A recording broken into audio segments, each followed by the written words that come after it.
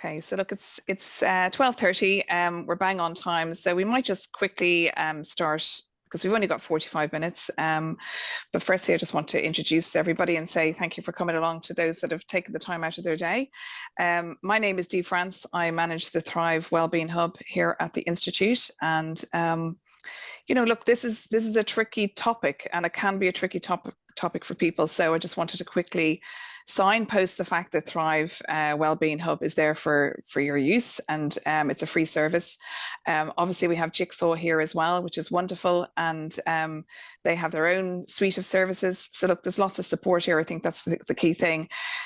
We are definitely in the busy season. The first quarter of the year in the accountancy world is very tricky, very difficult, hard to get that work-life balance, but look, we're going to try our best to give you some tips, something to take away today, to think about. If something comes up for you during the day, or sorry, during this session, we often get people contacting us after the event, so please do feel free to do that. There is a team at the Thrive Wellbeing Hub that are here for you and provide that support to you. So I just want to quickly introduce Cian and Niamh from Jigsaw. You're both very welcome. Thank you for joining us today. We're in partnership with Jigsaw this year, which we're very excited about. So this is our first session going out to members, to the young professionals in particular. We have students I know on board today. We have staff members of the Institute. So there's lots of people here interested in this topic. I think it's obviously a very big one for people. So before I hand over to Jigsaw, I just want to say a big hello to Niamh McCarthy from the Young Professionals Committee. You're very welcome, Niamh. Thank you for popping along. I'll hand over to you because I know you're going to share a few snippets about the activities that are coming up for the young professionals. So you're very welcome. Thanks, Dee, and hi everybody. Thank you so much for joining us on another Young Professional and Thrive collaboration event. We're always happy to work with Thrive and have these kind of webinars for you guys. So it's a really good one today. Myself and my fellow committee members are busy working in the background to try and make up some great events to come for the rest of the year. But we always love to hear from you guys. So if you've any ideas or you want us to cover a particular topic, then feel free to connect with us on our LinkedIn and our Instagram pages. You'll also find information here around our upcoming events. And in particular, we have another event coming up later on this month, and that's going to be around using your accountancy qualification abroad. So if you think that's something that might interest you or someone you know, then definitely keep an eye out on our LinkedIn and Instagram pages, and we'll be posting more details around dates and their panel discussion in the next couple of days. So yes, please check us out. This event is such an important topic, and we can kind of see that by the amount of people that registered for the event today. So don't want to take up too much more of your time. So really hope you all enjoy this webinar, take something out from it, and I'll hand you back over to Dee. Enjoy, everybody. Thanks so much, Niamh. Without further ado, I'll hand over to Jigsaw. You're very welcome. Thank you. That's great. Thanks so much, Dee. Welcome, everyone. So we're Jigsaw, and we're delighted to be partnering with Chartered Accountants this year. So we're going to just take you through kind of self-care and work-life balance for the next 30 minutes to 45 minutes. I suppose just a quick introduction to who we are. So we are Jigsaw. We are a youth mental health organisation, and we work with young people aged 12 to 25. And we do therapeutic talk therapy sessions as part of some of the work we do. I'm Niamh. I'm one of the youth and community engagement workers here in Jigsaw Dublin City, and this is Cian, also a youth and community engagement worker in Dublin City. So the role that we do in Dublin City is we go out and we do kind of health promotion work. So this is something that we do each and every day. So during the workshop, we do ask for kind of full participation, just to respect each other, the listeners, and also ourselves. Do get involved. There is parts that we're going to ask you to do some kind of reflections and activities. So do try and get involved if you can. Please do listen. As Niamh alluded to, it is a really important topic, and we want you to get as much out of it as possible. There is a couple of activities as part of the workshop where you will require a pen and paper, so we would ask you to grab that now if you don't.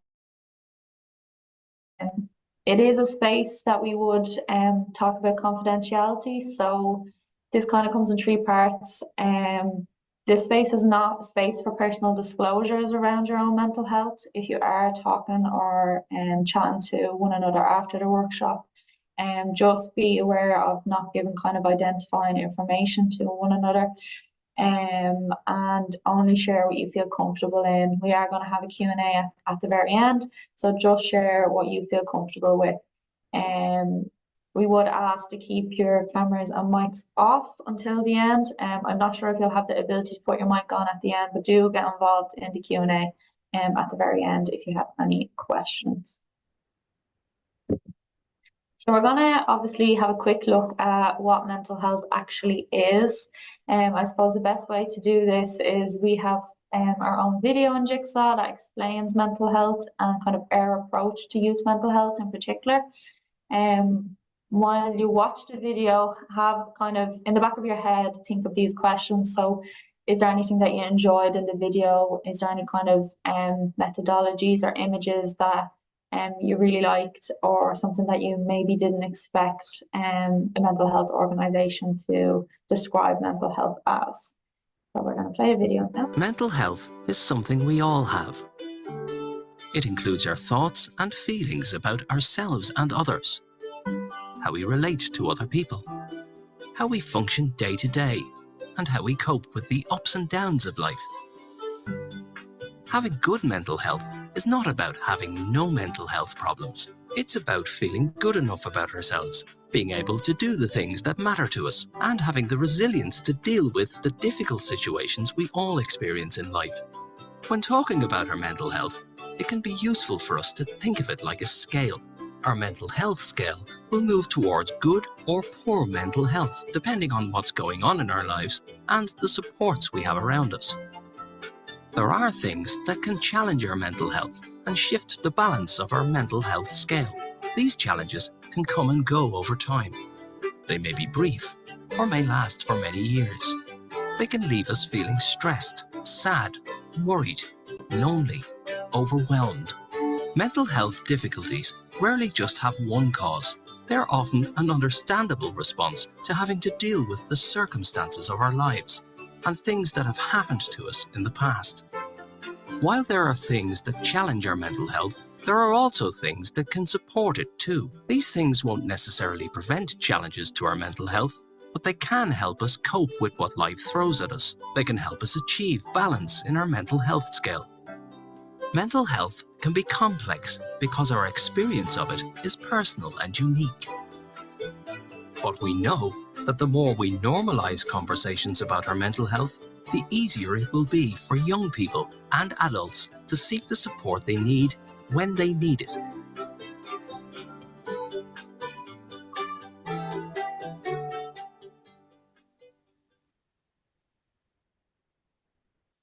Yeah, so I suppose in Jigsaw, we look at mental health very, very similar to, I suppose, your physical health. It's something that we all have. It's not something that we develop. It's something that can be good on a day-to-day basis. Sometimes it might be poor on a day-to-day basis. In Jigsaw, we look at our mental health is the same as our dental health. So I'm going to ask you 3 questions. You can just reflect yourself. So when you think about your dental health, what do we do each and every day to mind our dental health, so to mind our teeth? You're probably thinking, I brush my teeth, I use mouthwash, and I floss. And then when I ask you if you had a really, really bad toothache or you chipped your tooth, who would you go to if that was the case? And probably straight away you would think, well, I'd go to the dentist to get that sorted out. If I asked you the same 2 questions with your mental health, what 3 things do I do each and every day to mind my mental health? It might take you a little bit longer. You could think of something like going for a walk, but it might take you a little bit longer to think of what do I actually do to mind myself each and every day. And then when things get a little bit tough, when things are a little bit hard and you need support for your mental health, you might think, who do I actually go to? I might actually take a little bit of Google and a little bit of research to find out who you need to go to. So in Jigsaw, we would love to be able to answer those, know exactly what I need to do each and every day for my mental health, and know exactly who I need to go to when I need support on my mental health. So yeah, that's I suppose something that we try and describe mental health as in Jigsaw. So now we're going to look at how things actually fall apart. So when we are experiencing burnout, when things are getting overwhelming, and what kind of leads to exhaustion. So we're going to take you through, this is when you need your pen and paper. So I'm going to take you through everybody's each individual day. So on a pen and on a piece of paper, write down just a typical day in your life. What it might consist of, and break it down into activities. So you wake up, for example, you might go and brush your teeth. You might have a coffee. You might prepare your breakfast in the morning. So just write down your activities that you do on a typical standard day in your life. Give you a couple of minutes to do that. Okay, so we know you probably haven't been able to put every single activity down that you do in every part of your day, but taking a look at the activities that you did put down, you might see some of their activities are nourishing, for example. So it might be going for a walk or making that breakfast. And some of our activities might be what we call depleting activities.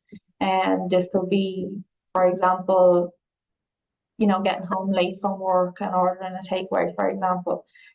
So go down through your activities then, and just beside them put a little N for nourishing or D for depleting. And some of them you might have a look at and think, well, actually sometimes they're a little bit of both, or it actually depends. So you can put an N and a D beside the ones that you're not too sure. I think some of the examples for it depends is like cooking, for example. Some people find cooking really lovely and therapeutic and enjoy the process of cooking, where for some people it might be something that they dread when they get in the door. So yeah, that's an example of something that could be nourishing or depleting.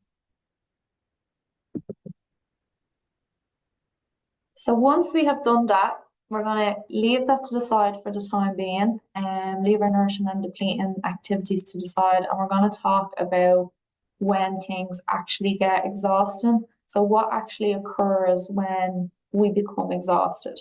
And we have a video from Maria Asberg, who kind of puts a little bit of psychology onto the exhaustion. We call it the exhaustion funnel. So we're going to show a video now.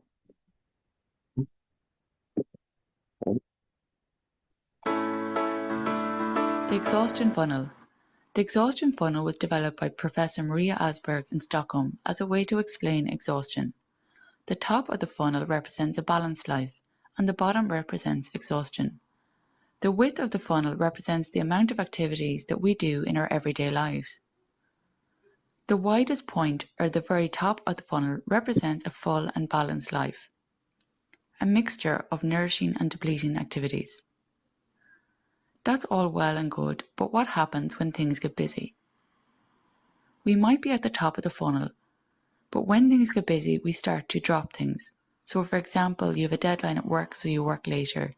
You don't go to the gym or cook yourself a nice meal, but eat a ready meal instead.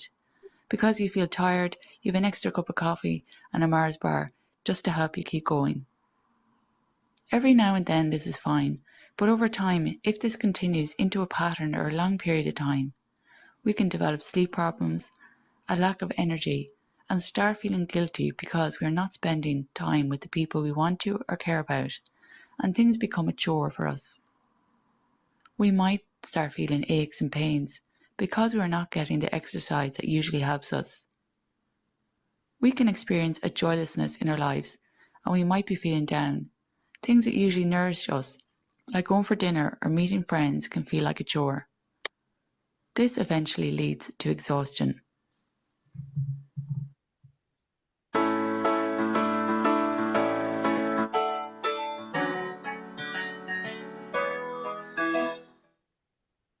So that is the exhaustion funnel, folks, and just don't adjust your audio. Neil's voice hasn't dropped by 2 octaves there. This is key now. We're sharing the blame here on the workshop. So what we've looked at basically is so far is the list of activities that we do on a normal day. Your average day, probably packed full of both nourishing and depleting activities. The exhaustion funnel is, I suppose, is what we want to kind of work towards to try and avoid, and work in a very, very busy environment that I'm sure you do, it's difficult sometimes to avoid it. If you look at the image of the exhaustion funnel, it is shaped like a funnel. It creates a whirlpool. So once you kind of get caught in the funnel, it generally tends to only go down one way. And I can speak from my own experience. I did actually experience exhaustion at the start of the pandemic. I had a premature child and was trying to build a house and all sorts of things. So you kind of keep going until you can't. And a few nights sleep does not cure exhaustion. It's a whole kind of reset that I had to kind of go through. So it's something to avoid at all costs from my own experience if you can. I suppose what we're going to look at now is the things that say on your list of activities, the things that actually end up getting dropped. If you get really busy, say at the as you mentioned at the top of the hour there, if we're at this time of the year, which is an extraordinarily busy time of the year for chartered accountants. If you look at your list and your nourishing activities, and which are indicated with an N, and your depleting ones which are indicated with a D, what are the ones that generally get dropped? You just want to kind of tick them or mark them in whatever way you want to, or just kind of memorize them yourself. What are the ones that get dropped, and what might you notice about the types of activity that get dropped? Are they predominantly the nourishing ones, or are they predominantly the depleting ones? What I would speculate, and normally if we were in a room here, we'd get feedback. It's generally speaking, it's the ones that actually nourish us, the ones that actually give us energy, the ones that actually kind of give us a bit of joy, which we kind of say, okay, look, other people need me, my accounts need me, my job needs me. I'll put myself aside for the moment. It seems like the right thing to do because we're kind of performance-based. We often work in a performance-based organization. But what we're going to explore now is that it's not necessarily the right thing to do. In fact, it's quite contrary to that. So yeah, and if we were in person, we'd have a lovely little sheet for you here, but you have to rely on your own artistic skills for that. So yeah, if you can just mark what are the ones which do actually get dropped. I suppose an important thing to reflect here at this point is armed with this knowledge, and I suppose maybe it's significant for you that you've noticed that it is nourishing activities that have gotten dropped. What can we actually do about it? Well, there are a couple of simple but effective steps that we can take to kind of put us in a strong position to kind of avoid that. First of all, this isn't a spaceship; it's a smoke alarm. What does a smoke alarm mean to people? What is the function of a smoke alarm? So it's not a trick question. I suppose it's just something to correlate to what we're talking about. It's an early warning sign. It lets us know that there's something on the way, that we need to take steps right now in order to keep ourselves safe, to keep ourselves okay. So for example, if you have a child who likes to put things in places that they shouldn't be, and they feed the toaster with the morning post and turn it on, you would much prefer to be warned by an ear-piercing sound of smoke alarm than to actually have the other alternative, which is unspeakable. All joking aside, it's very important to actually have a smoke alarm in our house, because once you get the alarm, you will put up with the eardrum splitting noise every day of the week over the other potential consequences. So it's really important that our own mental health, that we develop our own and get to know our own early warning signs. So say for me, as regards kind of nourishing and depleting activities, Niamh mentioned cooking. I happen to love cooking. I trained as a chef before, and I left it before it started getting stressful. So now I'd have cooking joy. I find cooking Christmas dinner to be a lovely, relaxing thing, which other people would find absolutely panic-inducing. But for me, if I'm not making a nice meal, and if I'm not finding an hour or whatever to have a bit of music, to have the nice smells, to have the chopping the vegetables and that therapeutic process, there's something going on in my life and in my day that has me off kilter, so that I can't actually do that. And that's fine once in a while, but if it becomes a regular occurrence, I do know that there's something kind of out of kilter for myself. So it might be a good thing to kind of reflect on that with yourself, to think, what would your early warning signs be? What are the things that you go, for God's sake, I should be doing that. I'm not. I have to put that aside. But you know yourself that you're missing something. You're missing something about your joie de vivre, about the bit of joy that you get from life that you put off for too long. And a way to ask that question again is, when did you start to feel exhausted? Because I suppose it's at the very start when we're at that kind of spinning plates part of the funnel where it's manageable, but it's when did it start getting a little bit too much? In some cultures, they ask a kind of a more romantic way of asking this question. When did you stop dancing? When did you stop doing that thing that gives you joy? For me, I stopped dancing on the exact same day that I started dancing, which was my wedding day. When my wife said I looked like an octopus falling out of a tree, so I should quit that and stick to the other things. Stick to cooking, maybe, yeah. But joking aside, when did you stop doing that thing which brings you to another place or really kind of relaxes you, something that kind of allows you to kind of change gears at your own pace and to be in control?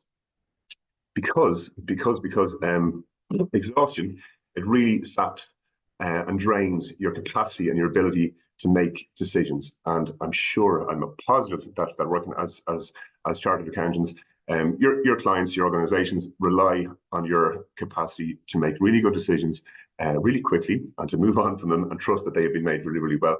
Whereas if you're not in a good headspace with yourself and you're kind of full of doubt, you're not going to be in that kind of flow. You're going to be kind of scrambling back to make sure.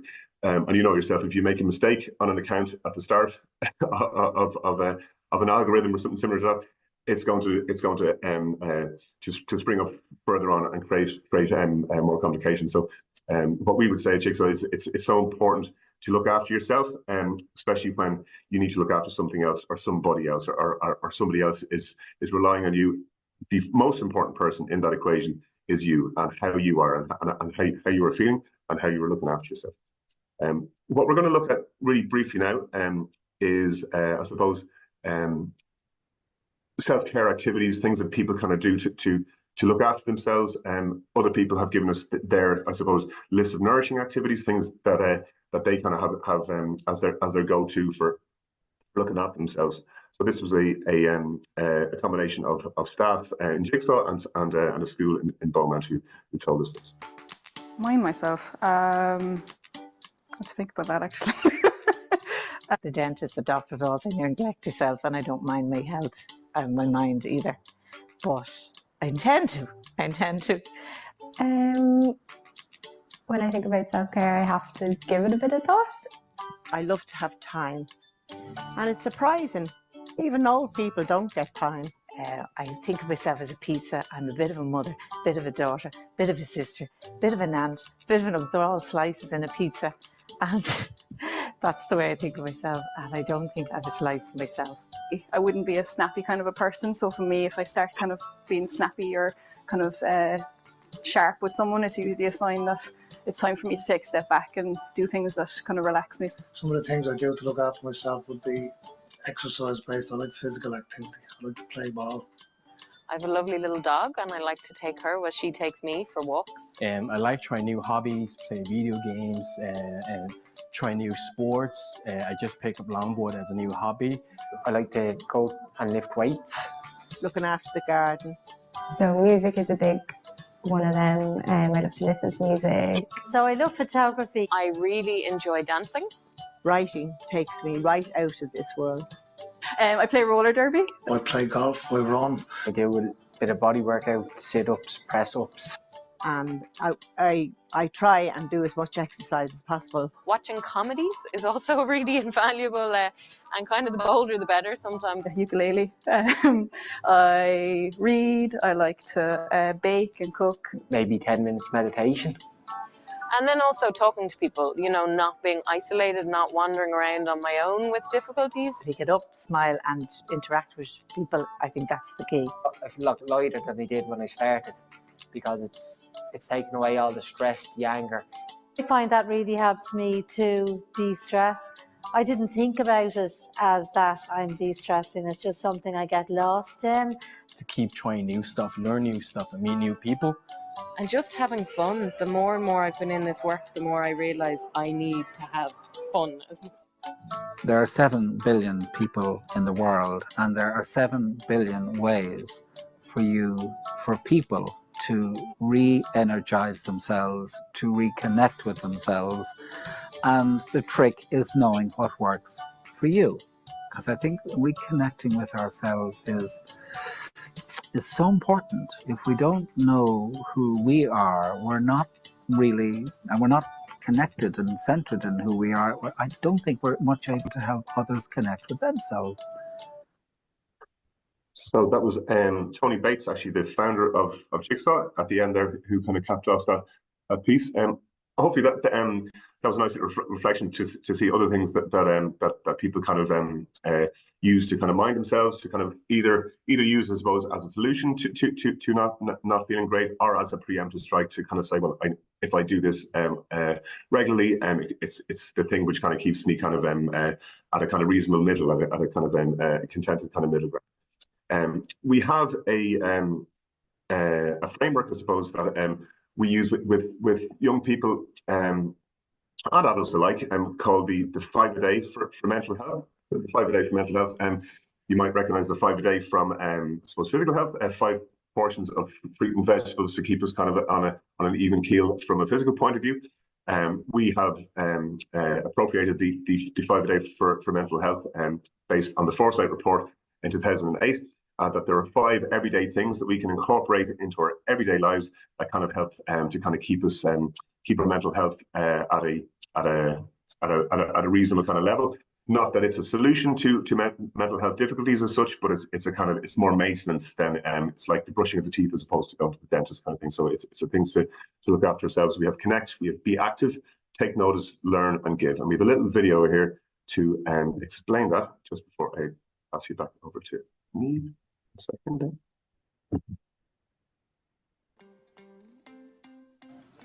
Research shows there are 5 kinds of things that we can do day to day to boost our mental health.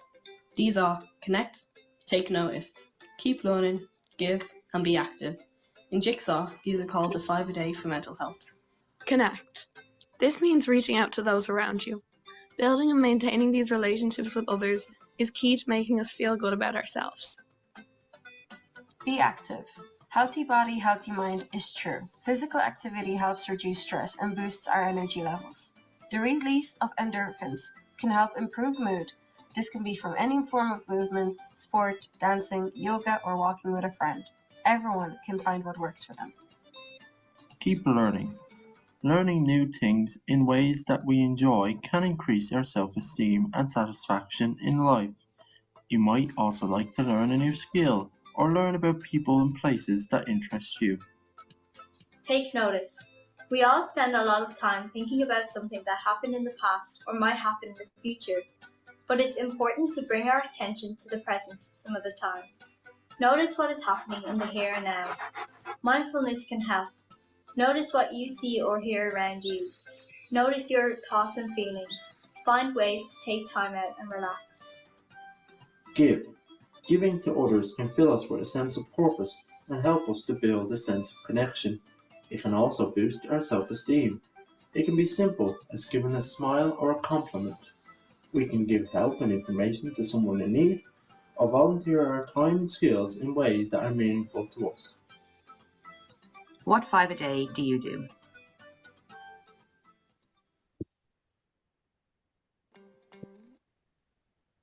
So if we go back down to our activities and look at what we can incorporate in our day, you might develop a mind yourself menu. So it could be something that you might already do that you want to try and incorporate into your life a little bit more, that you want to prioritize a little bit more, or it could be something that someone has said in the 2 videos that we just showed you. So it could be taking up something and maybe deciding to learn something new that you're interested in, or even just simply to take notice, when you're on the bus coming to work or when you go for that walk, just being in that moment and being present, because it's something that a lot of people don't do that we definitely should do a little bit more.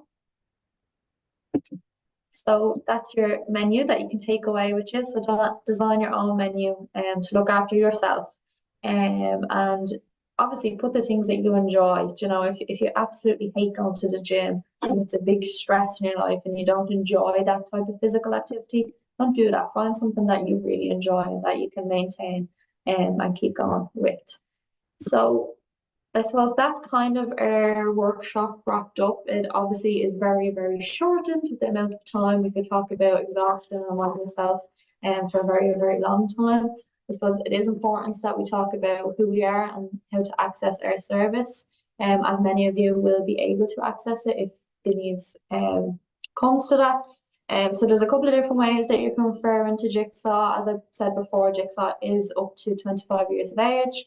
You can refer yourself. You can do that by calling us or emailing or dropping into one of our hubs.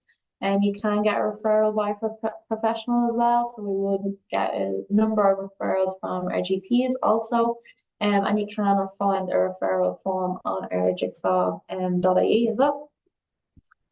We have okay, no problem. We have a number of resources on jigsaw.ie as well. So we have our Jigsaw Online service as well. So that's an anonymous text-based service that you can go on and speak directly to a clinician. It's not a chatbot. A lot of people who think it's a chatbot. It isn't. We have clinicians on the phones working and talking to people each and every day.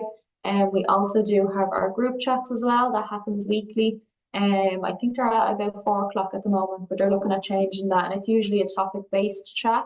And so you'll go on and speak to other young people, other professionals, in that space. It's usually a topic that's coming up for a lot of young people in our services. So it could be, for example, let's talk anxiety, or it can be very broad, like let's talk 2024, for example. Let's talk changes, so lots of different topics, and it's an anonymous space as well, so you can go on and talk to people anonymously. And we do have multiple articles, videos, all that good stuff on our website as well. So for example, if it was sleep, not enough sleep you're getting, or you're struggling with sleep, there's lots of articles and videos around how to incorporate better sleep into your life. We do have our social medias as well, so you can follow us on Jigsaw, X, and Facebook, and then we have service-specific Jigsaws as well. So we're based in Jigsaw, Dublin City, so you can follow along and see what Dublin City is doing and what we're getting up to as well. And just to show you then where we're located, so right now me and Keane are located in Essex Street, which is in Temple Bar. We do have another hub in Summerhill as well. So across Dublin City, we do have the 2 hubs. I know a lot of you might be based elsewhere. There is 14 different Jigsaw services around the country, all having their own catchment areas. So if you're unsure to where your Jigsaw is, you can check that on our website. But we do have 4 in Dublin, so there is definitely a couple that you would definitely fall into there. Our service specifically then, our open hours are there on the screen. Also our email address and phone number is on there. But you can find all that information on our generic jigsaw.ie website as well. And that is us. So we will now open the floor to any questions that people might have. Thanks so much, Cian and Niamh. That was really brilliant. Thank you so much for all the tricks and the tips. And look, it's difficult because I think, as we were saying at the top of this conversation, busy season in a firm or in a kind of a very busy organization, it's difficult to implement some of these self-care routines. But I love the idea of the dental care. I think it's a non-negotiable. If you have a toothache, you're going to go get some help, and you will find the time to get some help, and you'll talk to people openly about how your tooth is killing you and you need to go and get some support and all the rest of it. So I like that analogy. I think it's very simple.